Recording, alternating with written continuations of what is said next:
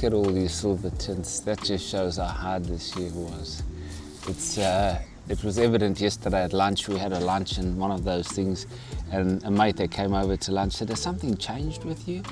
And he looked at me and said, "Oh, it's those silver tints you've got." So I'm a mini silver fox, but yeah, they've started to grow. So we're going to talk about 2025. You know, the farmers doing it tough. There's lots of stuff, restrictions, import, export, this, we can't send things here, there. The sheep industry gone down. There's a lot of good farmers out there doing a lot of good things. So we just want to support these people and make sure that they, you know, are supported, that we lift them up, and we do buy local when we can. Yeah, so they do a lot and they work very hard, and it's quite stressful. You know, crops sometimes don't work out, sometimes livestock, there's issues, but let's just support local, right? We live in Western Australia. Let's do what we can to support the local people of this place, because they put a lot of time, a lot of money, a lot of effort into stuff. So let's keep looking at how we can sort of help them and, you know, walk this journey with them.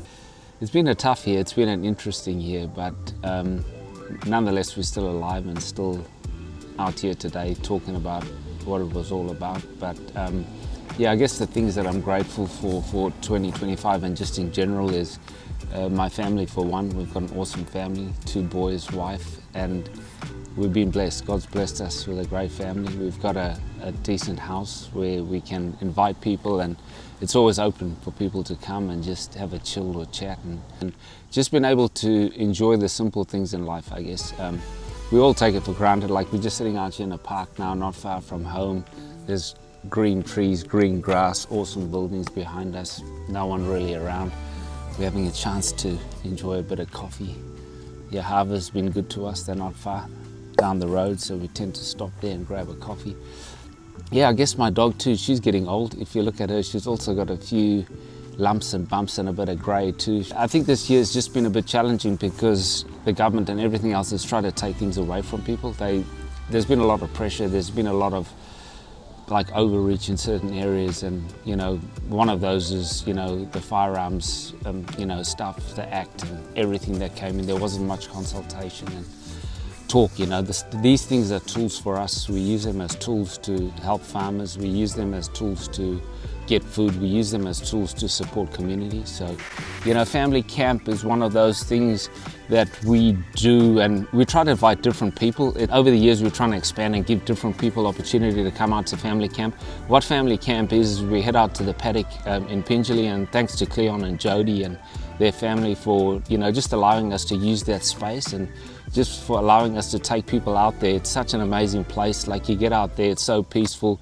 Take the kids out, the kids have freedom to actually run around and do stuff and be away from all the tech and the stress and everything. They're on the motorbikes, they running around. We take them up the hill and they go and play looking for lizards under rocks, and you know, they're just being kids and just enjoying. So, you know, the dogs have fun, the oldies have fun, the parents have fun, the kids have fun. Yeah, it's pretty tiring by the time you come back from that.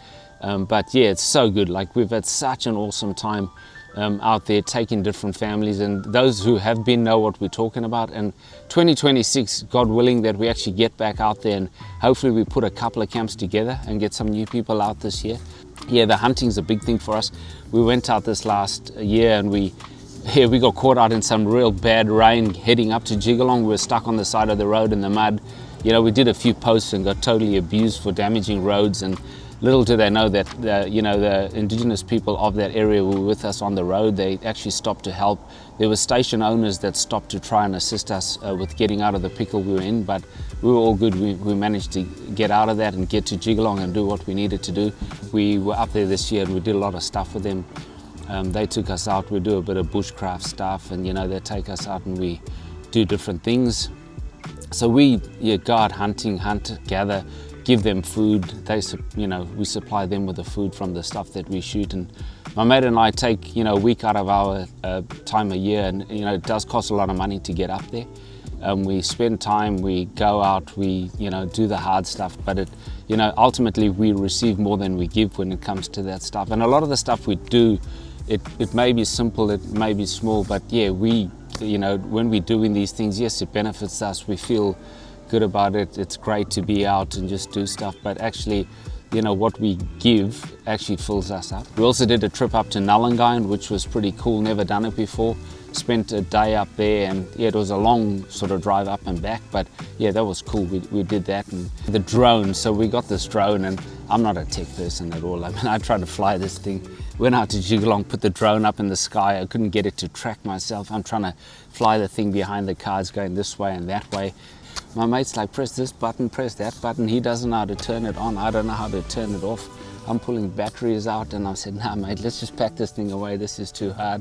Stick with the DJI cameras on us. We just stuck them on and ran through the bush. So Kevin's a big part of this crazy adventure. You probably see more of him than you see of me in these videos, because I'm always the one that just picks up the phone and starts recording. Then I try to hand him the phone. So the drone's there. Kate's the master. Levi's the mini master. He knows how to fly it better than I do. So I take him out with me, and we go out and do some stuff there. The other thing around the hunting, we're going back in circles on this, but with the kids, like I've started teaching them how to, you know, respect these tools. Like guns are not things to be played with. They're not things that, you know, want them to be in the hands of whoever. So I just like teach my kids, and I want to teach them how to be safe around these things. So we're always checking, making sure they're clear. Don't have your finger on the trigger till you're ready to shoot. Make sure the thing's in the sight that you want to shoot. So we're doing a lot of target stuff and mini stuff. So trying to just teach them how to do this the right way. I don't want them, you know, going out with mates later on in life and then they're exposed to this and they've never, you know, learned how to be safe with these sorts of things. So that's a key thing for me, safety number one. We don't muck around. You do this properly, and yeah, if you're not going to respect the tool, you're not going to use it. So that's just how we roll. So another cool thing was Kalbarri trip this year, our family holiday. We went out there, spent some time in Kalbarri. We did a lot of fishing with the kids and got to see the Pink Lake, and the boys walked out there. Levi and Sebastian absolutely wrecked their Keen shoes. They walked in the salt water, it got stuck in the leather was white. The shoes were a bit of a mess when we came back, but the kids had fun, that's the main thing, right? We just go exploring, we just stop, see, do, as we are today. We just got a coffee, came down here, awesome backdrop at the back. We'll walk over there after and do that. I guess the other thing too is four-wheel driving. I use the four-wheel drive as a tool, so it's not something I go bashing around and busting through the bush because I want to have fun doing it. If I need to get to a place or take someone somewhere, I'll do it and we'll go and do what we need to do. But yeah, I use it as a tool. I mean, we have taught people how to, you know, drive in sand, drop tire pressures, do all of that. So we do take people out and we'll happily just show them how to do stuff. Just had to get this off her. Let's get it. Where is it? Here it is. It's gone. First. Yeah, safety first. Just saved my wife from getting bitten by an Australian spider that just fell out of the tree. Anyway, see, I'm all over it. I see all these things. So we're getting onto it. The other thing that was pretty cool is the school camp. So I did the year 6 school camp this past year, and that, you know, I was a little bit reluctant. I just come off a 2-week trip in Jigalong. It was full on. We were out bush for, you know, 2 weeks just smashing it in the heat and doing stuff. We then came back and we did the school camp.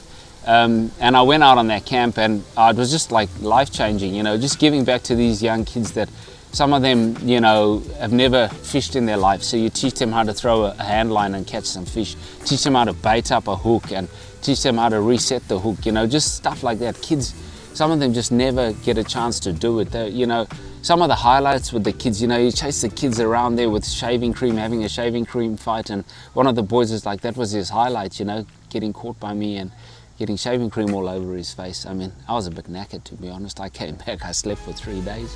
Those kids, they just killed me. But this year I'm going to get fit before the camp in 2026, and I'm going to run amok with those kids when I get up there. They're not going to beat me this year. I'm going to make sure. So that was really fun.